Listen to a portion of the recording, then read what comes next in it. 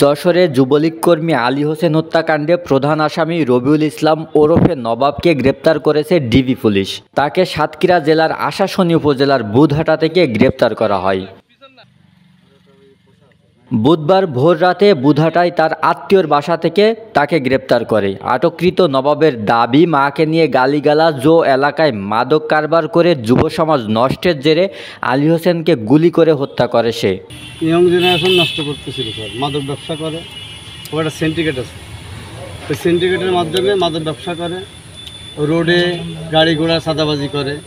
কেউ মাটির ব্যবসা করতে পারে না, কথা বলেন না, বালুর ব্যবসা করতে পারে না, এসব গাড়ি আটটা টাকা নেই। তারপরে আমাদের এলাকার যেসব ইয়ং জেনারেশন, তাদের বাপ মারে আমি নালিশ করি, তোমার ছেলেরা ওর সাথে মেশে ছেলেপেলেগুলো তো নষ্ট হয়ে যাবে।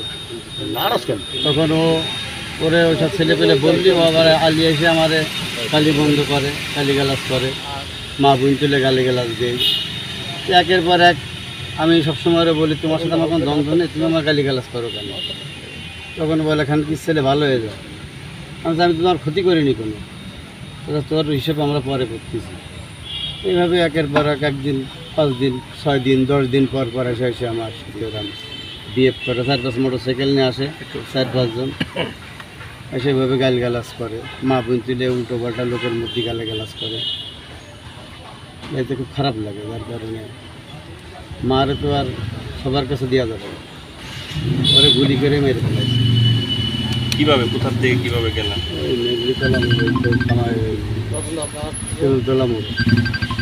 যশোর ডিবি পুলিশের উপপরিদর্শক মফিজুল ইসলাম জানান, গত 7 জুন রাত 12টার দিকে যশোর সদর উপজেলার বাহাদুরপুর তেঁতুলতলা মোড়ে যুবলীগ কর্মী আলী হোসেনকে গুলি করে হত্যা করা হয়। এই ঘটনায় নিহতের মা মঞ্জু আরা বেগম বাদী হয়ে কোতোয়ালি থানায় একটি হত্যা মামলা দায়ের করেন। গোপন সংবাদের ভিত্তিতে ডিবি পুলিশের একটি চৌকাশ টিম আজ ভোর রাতে সাতক্ষীরার আশাশুনি উপজেলায় বুধহাটা এলাকায় অভিযান পরিচালনা করে রবিউল ইসলাম ওরফে নবাবকে গ্রেপ্তার করে। বাহাদুরপুর তেঁতুলতলায় আলী হোসেন নামের এক যুবককে আততায়ীরা গুলি করে হত্যা করে। এটি একটি চাঞ্চল্যকর ঘটনা। আমরা এই সংক্রান্তে একটি হত্যা মামলা রুজু হয়। ঘটনার পারিপার্শ্বিকতায় নামও আসে কে গুলি করে হত্যা করে। সেই প্রধান আসামি নবাব, রবিউল ইসলাম নবাব, সে পলাতক থাকে।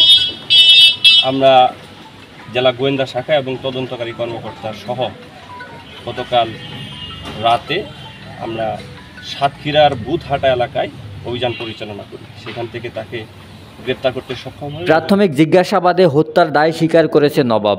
আটককৃত নবাবকে জেল হাজতে প্রেরণের প্রক্রিয়া চলমান রয়েছে।